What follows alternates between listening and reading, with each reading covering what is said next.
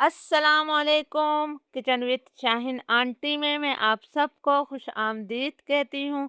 आज मैं अपने किचन में मसूर की दाल और चावल की इतनी मज़ेदार, आसान और झटपट तैयार होने वाली रेसिपी बना रही हूँ। जब आप इसे बनाएंगे तो आपको खाकर मज़ा आ जाएगा। तो ज़रूर इस रेसिपी को ट्राई कीजिएगा। इस मज़ेदार रेसिपी को बनाने के लिए मैंने 1 कप जो है बासमती चावल लिए हैं। आप अपनी पसंद के कोई से भी चावल ले सकते हैं। इसके साथ ही मैं इसमें आधा कप मसूर की दाल यानी कि लाल दाल शामिल कर देती हूँ। दोनों चीज़ों को हमने अच्छी तरह से मिक्स कर लिया है। दाल चावल को मैं खुले पानी से 2 से 3 दफ़ा अच्छी तरह से धो लेती हूँ।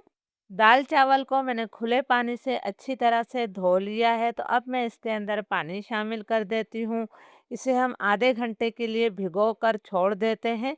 इस रेसिपी को बनाने के लिए हमें एक आलू की भी ज़रूरत पड़ेगी। आलू को मैं छोटे टुकड़ों में काट लूँगी। दाल चावल को भीगे हुए आधा घंटा हो गया है, तो अब हम इसे पकाना शुरू करते हैं। क्वार्टर कप तेल मैंने पतीली में डाल दिया है। तेल को हम गरम कर लेते हैं।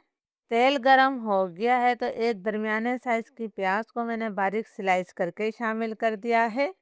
प्याज को हमने हल्का कलर तब्दील होने तक फ्राई कर लेना है। कोई डार्क ब्राउन कलर आपने प्याज को नहीं देना है। प्याज पर हल्का सा कलर आ गया है, बस इससे डार्क कलर मैं नहीं दूंगी। अब हम इसमें कुछ खड़े गरम मसाले डालेंगे। मैंने एक बड़ी इलायची, 3 लौंगे, एक छोटा दालचीनी का टुकड़ा, 4-5 काली मिर्च, एक बादियान का फूल और आधा चाय का चम्मच सफ़ेद ज़ीरा लिया है। इन तमाम खड़े गरम मसालों को हम अच्छी तरह से मिक्स कर देते हैं ताकि तेल में अच्छी सी खुशबू आ जाए।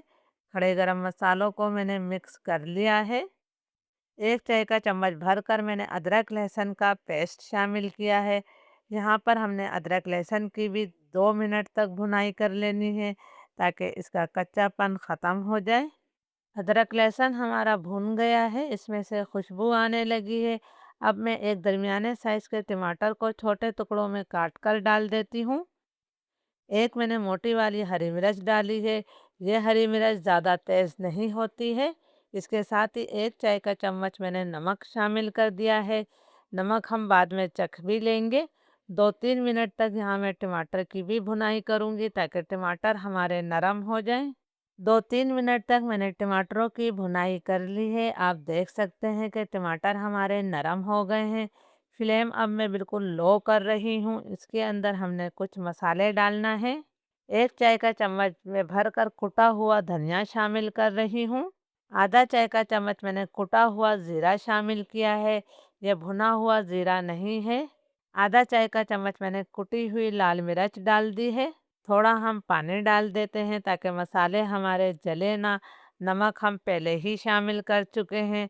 लो फ्लेम पर 1.5-2 मिनट तक मैं इन मसालों को भी भून लूँगी ताकि मसालों का कच्चापन ख़त्म हो जाए। 1.5-2 मिनट तक मसालों की मैंने भुनाई कर ली है।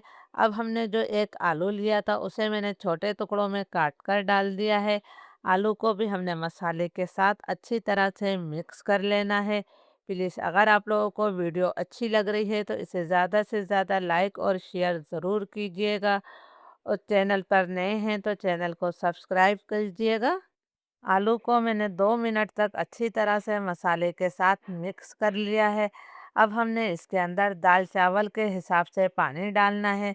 तो इस कप से नाप कर मैंने 1 कप चावल लिए थे और आधा कप मैंने दाल ली थी यानी कि 1.5 कप। तो हमने इसके अंदर जो है दाल चावल का डबल यानी कि 3 कप पानी शामिल करना है। आप भी दाल चावल किसी कप, कटोरी या गिलास से नाप कर लीजिएगा। इस तरह आपका पानी बिल्कुल परफेक्ट रहेगा। 3 कप पानी मैंने डाल दिया है। अब हमने 2 मिनट तक इस पानी को उबाल लेना है। पानी को उबलते हुए 2 मिनट हो गए हैं। इस तरह हमारे आलू भी थोड़े नरम हो गए हैं। अब मैं पानी में नमक चख रही हूँ। हमारे टेस्ट के मुताबिक इसके अंदर नमक थोड़ा कम है, तो मैं इसमें आधा चाय का चम्मच नमक और शामिल कर देती हूँ।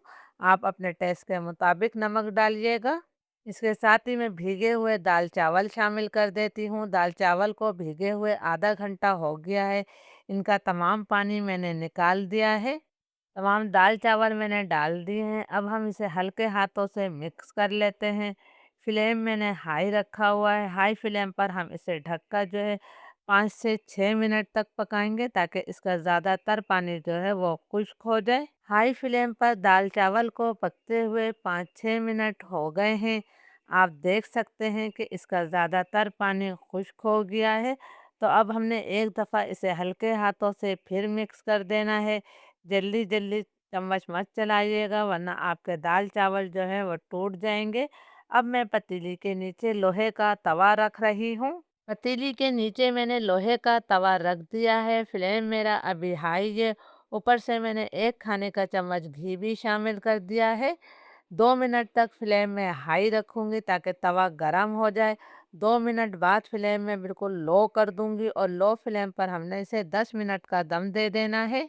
चावलों को दम पर रखे हुए 10 मिनट हो गए हैं। माशाल्लाह बहुत बेहतरीन सा इसमें दम आ गया है। आप देख सकते हैं कि कितनी बेहतरीन हमारी आलू वाली खिचड़ी तैयार है। तो चलिए अब हम इसे सर्व कर लेते हैं। आप इस मज़ेदार रेसिपी को रायते और सलाद के साथ सर्व कीजिएगा। इंशाल्लाह खाने वाले उँगलियां चाटते रह जाएंगे।